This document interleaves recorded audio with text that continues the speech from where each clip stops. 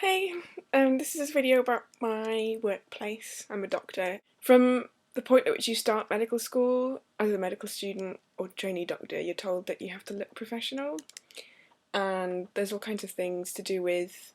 like guidance and regulations and how to be a good doctor that says, oh, you've got to look a certain way that enables your patients to trust you. And I guess what I wanted to talk about today in this video is where does the kind of look that professionals have to have come from, and like why are we told that we have to look a certain way, and what I think about why it is, because I don't think it's just patient-centred, and I feel like as a doctor I'm expected to dress and pretend like I'm a or like we're all expected to dress and pretend like we're socially conservative and from a middle class background, and like that isn't the case for all of us. It's the case for a lot of us, but it really isn't the case for all of us. And I think that there's a really big problem in kind of trying to minimise how obvious it is that there are doctors that aren't like mainstream straight white middle class cisgender people. I don't think that it's a good idea to do that. The people who I hear or read about complaining about that standards are slipping in what professionals look like are those like senior professionals who, when they came into the career, the role models that they had were a bunch of old rich white dudes, and who seemed to me to be complaining when they say, oh, standards are slipping. What I hear is, oh, everyone doesn't look like me anymore, and like, well, that's because everyone isn't like you anymore. And so the workforce has become more diverse and is getting more diverse, and that means that the appearance of the workforce is going to be more diverse, and that's a good thing because the population of patients is diverse, and having a professional population which is essentially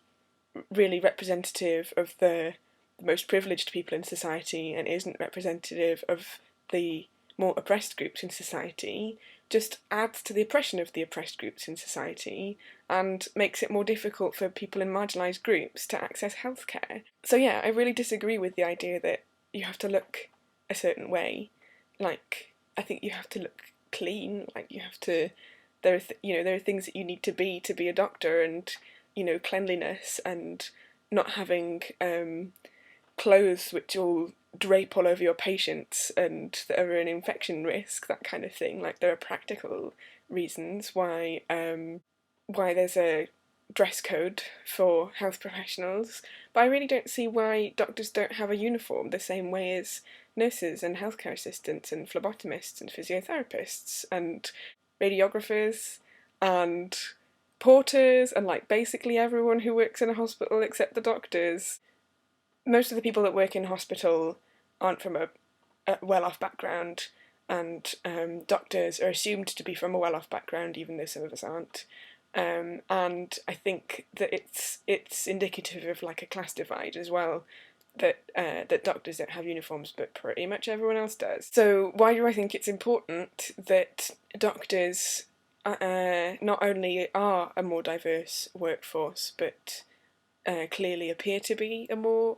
diverse workforce, i.e. that we don't oppress our like members of the profession that are in minority groups and make them try and look like the mainstream. Well, the reason it's important is because people in marginalised groups and people in minorities have different experiences of life and different experiences of accessing healthcare. I think that doctors who belong to minority groups or who have a more unusual self-expression as a result of belonging to minority groups often, are in a special position because they have knowledge that the broader, more mainstream medical community doesn't have about the subcultures of the minority groups that they are a part of.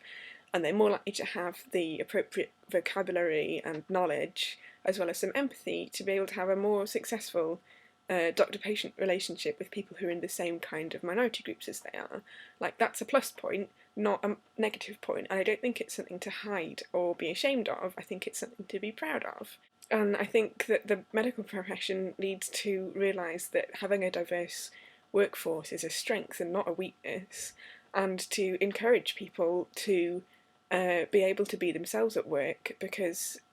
it's good for the profession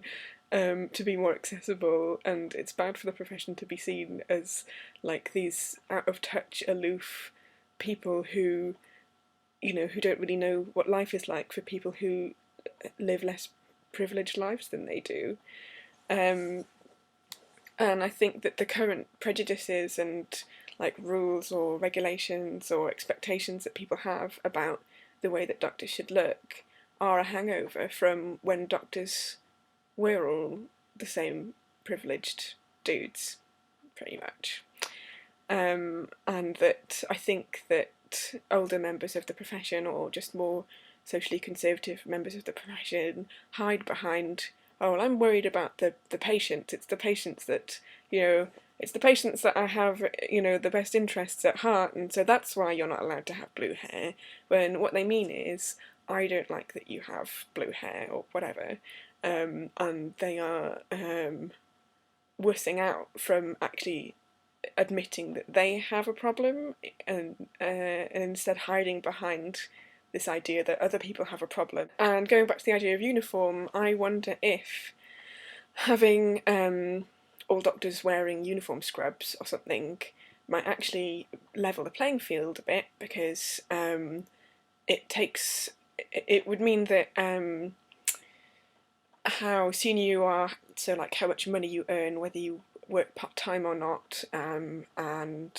what kind of cultural background that you have, and how that affects what clothes you feel comfortable in, and as well like your what gender you are, and how that affects what kinds of clothes that you'd like to be able to wear. You might free that up so that there's less of a hierarchy socially, and less of marginalisation of people who don't feel comfortable buying and wearing the clothes that the mainstream expects us to wear. Yep, and I think that it would mean a shift from patients having to try and tell who a doctor is by whether we're dressed like a socially conservative middle class person, to whether we're wearing the doctor's uniform. And so being able to put the trust in the uniform in the same kind of way that people, if they see someone in a firefighter's uniform, and there are standards that people wearing that uniform are held to in terms of behaviour. If we have a doctor's uniform, then if I'm wearing the uniform, I'm at work, I am behaving in a professional manner, then who cares whether I have pink hair or not, you know? I don't know if it would work that way, but it's an idea that I have. And I'd be really interested to hear what people's thoughts are on it. So I have waffled on for long enough, and I'm going to leave it at that. I'm going to leave some links in the description to the article that I was in, and some other articles that I have found that have been about a similar kind of thing. Bye!